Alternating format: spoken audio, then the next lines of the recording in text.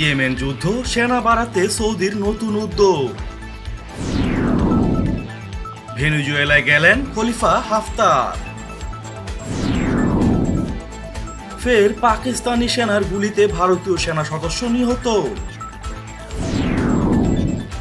দক্ষিণ কোরিয়ার বিরুদ্ধে সামরিক পদক্ষেপের হুমকি দিলেন কিমের বোন। চীনকে থামাতে বিশেষ বিমান মোতায়েন করছে ভারত। ইরাকে মার্কিন ঘাঁটিতে ফের রকেট হামলা। পাক অধিকৃত কাশ্মীর দ্রুত ভারতের অংশ হবে, ভার্চুয়াল সভায় দাবি রাজনাথ সিং এর। স্বাস্থ্যবিধি না মানলে ফের লকডাউনের ঘোষণা ইরানের প্রেসিডেন্টের। সিরিয়ার উত্তরাঞ্চলে নতুন সেনাবহর পাঠিয়েছে তুরস্ক। ফিলিস্তিনি ভূখণ্ড সংস্করণ নিরাপত্তা পরিষদের উচ্চ পর্যায়ের বৈঠক চান মাহমুদ আব্বাস। $7,400 কোটি সামরিক বাজেট পাশ করল মার্কিন সিনেট কমিটি। ইরাক থেকে সেনা প্রত্যাহারে রাজি যুক্তরাষ্ট্র। উত্তেজনা কমাতে চীনা কূটনৈতিকের সঙ্গে গোপন বৈঠক করবেন পম্পেও। এবং সবশেষে থাকছে, যুক্তরাষ্ট্রের চেয়ে ভালোভাবে করোনা মোকাবেলা করেছে রাশিয়া, বলল পুতিন। সৌদি সেনাবাহিনীতে সদস্য বাড়াতে নতুন এক উদ্যোগ নিয়েছে দেশটির প্রতিরক্ষা মন্ত্রণালয়। এখন থেকে স্নাতক শেষ করা শিক্ষার্থীরা সামরিক বাহিনীতে যোগদানের আবেদন করতে পারবেন। রোববার থেকেই প্রক্রিয়া শুরু হয়েছে। মিডল ইস্ট মনিটরের বরাতে জানা যায়, সেনাবাহিনীতে যোগ দিতে আগ্রহীদের প্রতিরক্ষা মন্ত্রণালয়ের ওয়েবসাইটে যোগাযোগ করার নির্দেশনা দিয়েছে কেন্দ্রীয় ভর্তি কমিটি। প্রতিরক্ষা মন্ত্রণালয় জানায়, এখন আপাতত স্নাতক পাস শিক্ষার্থীদের সেনাবাহিনীতে অন্তর্ভুক্ত করা হবে। উচ্চ মাধ্যমিক পাশ করা শিক্ষার্থীদের অন্তর্ভুক্তির তারিখ পরবর্তীতে জানানো হবে। মিডল ইস্ট মনিটর বলছে, ইয়েমেনের সঙ্গে চলমান যুদ্ধে সৌদি আরবের সেনাবাহিনীর অনেক সদস্য মারা গেছে, কিছু সদস্য গুরুতর আহত হয়েছে। এখন তাদের সেনা সদস্যের সংখ্যা বাড়াতে হবে। সেই লক্ষ্যে এই সিদ্ধান্ত নিয়েছে সৌদি প্রতিরক্ষা মন্ত্রণালয়। জানা যায়, ভিশন 2030 পরিকল্পনার আওতায় গত বছরের শেষ দিকে সৌদি আরবের ইতিহাসে প্রথমবারের মতো সেনাবাহিনীতে নারীদের নিয়োগ দেওয়ার উদ্যোগ নেওয়া হয়। এতে করে দেশটিতে নারীর ক্ষমতায়ন নিশ্চিত হবে বলে মনে করা হচ্ছে। লিবিয়ার ন্যাশনাল আর্মির প্রধান জেনারেল খলিফা হাফতার ভেনেজুয়েলায় গেছেন। সেখানে তিনি তেল বিষয়ক আলোচনা করবেন বলে দাবি করেছেন মার্কিন স্টেট ডিপার্টমেন্টের সহকারী সচিব ডেভিড শ্যানকার। তিনি বলেন, লিবিয়ার উপর তেল রপ্তানিতে নিষেধাজ্ঞা আরোপ করেছে যুক্তরাষ্ট্র ও জাতিসংঘ। সেই নিষেধাজ্ঞা উপেক্ষা করে ভেনেজুয়েলার সঙ্গে তেল রপ্তানি বিষয়ক আলোচনা করতে হাফতার সেখানে গেছেন। মার্কিনীদের পাশাপাশি ভেনেজুয়েলার বিরোধী দলীয় নেতা গুয়াইদো হাফতারের উপস্থিতি সম্পর্কে মন্তব্য করেছেন। তিনি বলেন, এলএনএ প্রধানের বিমান ভেনেজুয়েলায় এসে পৌঁছেছে। জম্মু ও কাশ্মীরের পুঞ্চ জেলায় ভারত ও পাকিস্তানের প্রকৃত সীমান্ত রেখায় ব্যাপক গুলি চালিয়েছে পাকিস্তানি সেনারা। এতে করে এক ভারতীয় সেনা নিহত হয়েছে, আহত হয়েছে আরও 3 জন। সূত্রের খবর, শনিবার রাতে শাহপুর কেরনি অঞ্চলে গুলি চালায় পাকিস্তানি সেনা, তীব্র গোলাবর্ষণও করে। এতে 4 ভারতীয় গুরুতর জখম হন। দ্রুত তাদের হাসপাতালে নিয়ে যাওয়া হয়, সেখানে মৃত্যু হয় একজনের।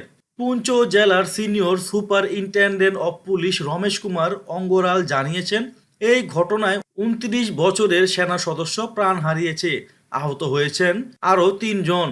আহতদের উধমপুর কমান্ড হাসপাতালে চিকিৎসা চলছে। এ নিয়ে চলতি মাসে 3 বার পুঞ্চ ও রাজৌরি সীমান্তে গুলি চালালো পাকিস্তান।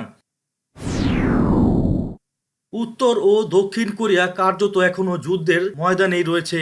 কেননা 1953 সালে কোরীয় যুদ্ধ হলেও দুই দেশের মধ্যে কোনো শান্তি চুক্তি স্বাক্ষরিত হয়নি। এমন এক পরিস্থিতিতে উত্তর কোরিয়ার নেতা কিম জং উনের বোন দক্ষিণ কোরিয়ার বিরুদ্ধে সামরিক পদক্ষেপের হুমকি দিয়েছেন। শনিবার দ্বিপক্ষীয় সম্পর্কের অবনতি এবং সীমান্তের ওপার থেকে পিয়ংইয়ং বিরোধী প্রচারণা বন্ধে ব্যর্থতার জন্য সিউলের সমালোচনা করে এ হুঁশিয়ারি দেন তিনি। উত্তর কোরিয়ার নেতা কিম জং উনের অন্যতম শীর্ষ সহায়ক ব্যক্তি হিসেবে পরিচিত তার বোন কিম ইয়ো জং। তিনি শনিবার এক বিবৃতির মাধ্যমে এই সতর্কবার্তা দেন। দক্ষিণের সামরিক পদক্ষেপ গ্রহণের সিদ্ধান্ত উত্তর কোরিয়ায় সামরিক নেতাদের হাতেই ছেড়ে দেবেন বলে জানিয়েছেন কিম ইও। তিনি বলেন, সর্বোচ্চ নেতা দল ও রাষ্ট্র কর্তৃক প্রদত্ত ক্ষমতা দ্বারা আমি সংশ্লিষ্ট কর্তৃপক্ষকে শত্রুদের বিরুদ্ধে পরবর্তী পদক্ষেপ নেওয়ার নির্দেশনা দিয়েছি। হিমালয় অঞ্চল ও থর মরুভূমিতে সামুদ্রিক নজরদারি বিমান P-8I ব্যবহার করার পরিকল্পনা করছে ভারত। তবে এমন সিদ্ধান্ত উদ্ভট চিন্তা বলে মনে করছেন দেশটির অনেক সাবেক নৌবাহিনী কর্মকর্তা। তাদের দাবি, যুক্তরাষ্ট্রের তৈরি পোসেইডন P-8I বা জাপানের শিনমেওয়ার তৈরি US-2 খুবই ব্যয়বহুল প্রতিরক্ষা প্ল্যাটফর্ম। ভারতীয় নৌবাহিনীতে এগুলোর অন্তর্ভুক্ত করা হয়েছে দেশের বিশাল সমুদ্র উপকূল রেখায় নজরদারি করার জন্য। একই সঙ্গে এ অঞ্চলে চীন ছাড়া ভারতের শক্তির কাছাকাছি কোনো রাষ্ট্র নেই, সেটি প্রদর্শনেও এমন নজরদারি ব্যবস্থা ব্যবহার করে ভারত। তবে এগুলো দ্বীপ এলাকাতেই শুধু কার্যকর, সেখানে এগুলোকে স্থলভাগে মোতায়েন করা একদমই উদ্ভট বলে মনে করেন ভারতের সাবেক নৌবাহিনী কর্মকর্তারা। সংবাদ মাধ্যম স্টারলিংকের খবরে ভারতীয় নৌ কর্মকর্তাদের বরাত দিয়ে বলা হয়েছে, চীনের সেনাবাহিনী যেমন দ্রুতগামী তেমনি তারা দীর্ঘ সময় মোতায়েনের যোগ্য হেলিকপ্টার, ড্রোন ব্যবহার করে। তাই তাদের থামাতে এ ধরনের অস্ত্রই ব্যবহার করতে হবে ভারতকে। কিন্তু P-8I বা US-2 ওই এলাকায় ব্যবহার করা একেবারেই বোকামির কাজ। ইরাকে মার্কিন সামরিক ঘাঁটিতে আবারও রকেট হামলার ঘটনা ঘটেছে। ইরাকি নিরাপত্তা বাহিনী এক বিবৃতিতে জানিয়েছে, বাগদাদের উত্তরে অবস্থিত তাজি ঘাঁটিতে দুটি রকেট আঘাত হেনেছে, তবে এতে কোনো ক্ষয়ক্ষতি হয়নি। মার্কিন নেতৃত্বাধীন আন্তর্জাতিক জোটের পক্ষ থেকেও রকেট হামলার কথা নিশ্চিত করা হয়েছে। তবে আন্তর্জাতিক জোটের বিবৃতিতে বলা হয়েছে, তাজি ঘাটির যে অংশে বিদেশি সেনাদের অবস্থান তার বাইরে পড়েছে রকেট দুটি। এখনো পর্যন্ত কোনো ব্যক্তি বা গোষ্ঠী ওই হামলার দায় স্বীকার করেনি। কাশ্মীরের ভাগ্য বদলে গিয়েছে। এবার পাক অধিকৃত কাশ্মীরের ভাগ্য বদলানোর সময় এসেছে। খুব শীঘ্রই সেখানকার মানুষরা ভারতের সঙ্গে যুক্ত হওয়ার স্লোগান তুলবেন, তারপরেই তাদের ভাগ্য বদলে যাবে। একই সঙ্গে ভারতীয় সংসদের লক্ষ্য পূরণ হবে, অর্থাৎ পাক অধিকৃত কাশ্মীর দ্রুত ভারতের অংশ হয়ে যাবে বলে দাবি করলেন প্রতিরক্ষা মন্ত্রী রাজনাথ সিং। রবিবার ভিডিও কনফারেন্সে জম্মু জন সংবাদ সমাবেশে এ বক্তব্য রাখেন প্রতিরক্ষা মন্ত্রী। সেখানে চীনের সঙ্গে সীমান্ত সমস্যা মেটানোর বিষয় নিয়ে বিরোধীদের একহাত নেন তিনি।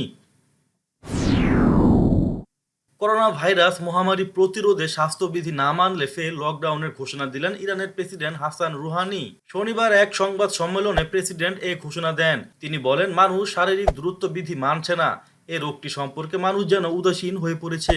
মানুষ যদি স্বাস্থ্য প্রোটোকল না মেনে চলে তবে আমাদের আরো খারাপ পরিস্থিতি দেখতে হবে। করোনা মোকাবেলায় মানুষ যদি সহযোগিতা না করে তাহলে স্বাভাবিক কর্মকাণ্ডে ফের বিধিনিষেধ আরোপ করতে বাধ্য হব। ব্যবসা বাণিজ্য চালু করতে অবশ্যই স্বাস্থ্য বিষয়ক নির্দেশনা অবশ্যই মেনে চলতে হবে। সিরিয়ার উত্তর পশ্চিমাঞ্চলীয় হাসাকা প্রদেশে নতুন করে সামরিক বহর পাঠিয়েছে তুরস্ক সরকার। ওই অঞ্চলে তুর্কি বাহিনীর উপস্থিতি জোরদার করার লক্ষ্য নিয়ে এই নতুন সেনাশক্তি পাঠানো হলো। আঙ্কারা দীর্ঘদিন থেকে সিরিয়ার সীমান্তবর্তী অঞ্চলগুলোতে স্থায়ী ঘাঁটি করার চেষ্টা চালিয়ে আসছে। ব্রিটেন ভিত্তিক মানবাধিকার সংস্থা সিরিয়ান অবজারভেটিভ ফর হিউম্যান রাইটস এক রিপোর্টে জানিয়েছে, তুরস্কের সামরিক বাহিনী অন্তত 40টি গাড়ির একটি বহর কাফর লুদিন সীমান্ত ক্রসিং দিয়ে সিরিয়ার ভূখণ্ডে প্রবেশ করেছে এবং এসব গাড়ি হাসাকা প্রদেশের তুর্কি সামরিক বাহিনীর অবস্থানের দিকে এগিয়ে গেছে। এদিকে সিরিয়ায় মোতায়েন 140 তুর্কি সেনা ও পুলিশ সদস্য প্রাণঘাতী করোনা ভাইরাসে আক্রান্ত হয়েছে। এরই মধ্যে তাদের পরীক্ষা সম্পন্ন হয়েছে এবং ফলাফল পজিটিভ এসেছে। তুরস্কের এসব সেনা ও পুলিশ সিরিয়ার উত্তরাঞ্চলীয় আফরিন শহর এবং ইদলিব প্রদেশে আরও কয়েকটি জায়গায় মোতায়েন রয়েছে। এর মধ্যে 20 জন সেনা সদস্য, বাকি সবাই পুলিশ। ফিলিস্তিনের পশ্চিম তীর এবং জর্ডান উপত্যকাকে ইহুদিবাদী ইসরায়েল সংযুক্ত করার যে পরিকল্পনা নিয়ে সামনে এগুচ্ছে তার বিরুদ্ধে কার্যকর ব্যবস্থা নেওয়ার জন্য জাতিসংঘ নিরাপত্তা পরিষদের উচ্চ পর্যায়ের বৈঠক ডাকার আহ্বান জানিয়েছে ফিলিস্তিনের স্বশাসন কর্তৃপক্ষের প্রেসিডেন্ট মাহমুদ আব্বাস। তিনি দাবি করেছেন, সেই বৈঠকে বিভিন্ন দেশের প্রতিনিধিদের পরিবর্তে পররাষ্ট্রমন্ত্রীদের উপস্থিত থাকতে হবে। ফিলিস্তিনি মুক্তি সংস্থা বা PLOর নির্বাহী কমিটির মহাসচিব সায়েব এরিকাত আরবি ভাষা রেডিও চ্যানেল ভয়েস অফ ফিলিস্তিনকে গত শনিবার জানিয়েছেন, প্রেসিডেন্ট মাহমুদ আব্বাস জাতিসংঘে নিযুক্ত ফিলিস্তিনের রাষ্ট্রদূত রিয়াদ মনসুরকেও এ বিষয়ে প্রয়োজনীয় দিক নির্দেশনা দিয়েছে, যাতে আগামী 24 জুন এই বৈঠক অনুষ্ঠিত হয়। ইহুদিবাদী ইসরায়েল যাতে ফিলিস্তিনের ভূখণ্ড দখল করতে না পারে তার জন্য একটি আন্তর্জাতিক পর্যায়ের জোট গঠনেরও প্রস্তাব করেছেন তিনি। মার্কিন সিনেটের আর্মড সার্ভিসেস কমিটি $৭,৪০০ কোটি সামরিক বাজেট পাশ করেছে। বাজেট প্রস্তাবনায় চীনকে মোকাবেলার জন্য এর একটি বড় অংশ ব্যয় করার আহ্বান জানানো হয়েছে। এজন্য প্রশান্ত মহাসাগরীয় অঞ্চলে সামরিক শক্তি গড়ে তোলার উপর বিশেষ গুরুত্ব দিচ্ছে মার্কিন সরকার। চীন ও রাশিয়ার মতো অন্যান্য শক্তি থেকে সম্ভাব্য হুমকি মোকাবেলার জন্য কৌশলগত অস্ত্র ও প্ল্যাটফর্ম ব্যবহারের উপর জোর দেওয়া হয়েছে। মার্কিন সংবাদ মাধ্যম military.com এ খবর দিয়েছে। সিনেট আর্মড সার্ভিসেস কমিটি প্রকাশিত 2021 সালের জাতীয় প্রতিরক্ষা অথরাইজেশন অ্যাক্ট বা এনডি এর সারাংশে বলা হয়েছে, আমেরিকার নিরাপত্তা ও এশিয়ার সমৃদ্ধির জন্য সবচেয়ে ভালো উপায় হলো বিশ্বযোগ্য সামরিক শক্তির ভারসাম্য রক্ষা করা। জাতীয় প্রতিরক্ষা অথরাইজেশন অ্যাক্টের অনুমোদন দিয়ে নতুন F-35 জঙ্গি বিমান তৈরি ও ভারত প্রশান্ত মহাসাগরীয় এলাকায় তা মোতায়েনের বিষয়ে উৎসাহ দেওয়া হয়েছে। ইরাক থেকে ক্রমাগত মার্কিন সেনা প্রত্যাহারের প্রতিশ্রুতি দিয়েছে যুক্তরাষ্ট্র, তবে তারা যতদিন থাকবে ততদিন পর্যন্ত দেশটিতে থাকা মার্কিন ঘাঁটি নিরাপত্তা নিশ্চিত করা সংক্রান্ত ইরাকি প্রতিশ্রুতির পরই এমন কথা জানালো ওয়াশিংটন। মিডল ইস্ট মনিটরের বরাতে জানা যায়, ইরানের শীর্ষ জেনারেল কাসেম সোলাইমানি এবং ইরাকের এক শীর্ষ নেতার হত্যার পর থেকেই মার্কিন সেনাদের সরিয়ে নিতে চাপ বাড়তে থাকে। পরে দুই দেশের দ্বিপক্ষীয় আলোচনার মাধ্যমে সিদ্ধান্ত নেওয়া হয় যে মার্কিন সেনারা ইরাকের ঘাঁটি থেকে পর্যায়ক্রমে চলে যাবে। উত্তেজনা কমাতে চীনের শীর্ষ পর্যায়ে কূটনৈতিক ইয়াং জেইচির সঙ্গে হাওয়াইয়ে গোপন বৈঠকে বসতে যাচ্ছেন মার্কিন পররাষ্ট্রমন্ত্রী মাইক পম্পেও। সম্প্রতি চীনের সাথে বিভিন্ন ইস্যুতে আমেরিকার উত্তেজনা তৈরি হয়েছে। এ সমস্ত উত্তেজনা তৈরির পেছনে মাইক পম্পেও সহ মার্কিন প্রেসিডেন্ট ডোনাল্ড ট্রাম্পের ভূমিকা রয়েছে। আমেরিকা ভিত্তিক সংবাদ মাধ্যম পলিটিকো গত শনিবার এক রিপোর্টে জানিয়েছে, মার্কিন পররাষ্ট্রমন্ত্রী মাইক পম্পেও গোপনে হাওয়াই সফরের পরিকল্পনা করছেন, তবে বিষয়টি এখনো চূড়ান্ত হয়নি। যুক্তরাষ্ট্রের চেয়ে ভালোভাবে করোনা ভাইরাস মোকাবেলা করছে রাশিয়া। রোববার এমন মন্তব্য করেছেন দেশটির প্রেসিডেন্ট ভ্লাদিমির পুতিন। তিনি আরও বলেছেন, দেশটিতে খুব কম ক্ষতি নিয়ে করোনা সংক্রমণ উতরে যাওয়ার পথে আছে। অন্যদিকে যুক্তরাষ্ট্রে করোনা মোকাবেলায় রাজনৈতিক স্বার্থের কারণে বাধাগ্রস্ত হচ্ছে। জন হপকিন্স ইউনিভার্সিটির উপাত্ত অনুসারে রাশিয়ায় নিশ্চিত করোনা আক্রান্ত হয়েছে 5,28,964 জন। প্রাণ হারিয়েছে প্রায় 7,000 মানুষ। বিশ্বে আক্রান্তের দিক দিয়ে দেশটির অবস্থান তৃতীয়। প্রথম ও দ্বিতীয় স্থানে রয়েছে যথাক্রমে যুক্তরাষ্ট্র ও ব্রাজিল।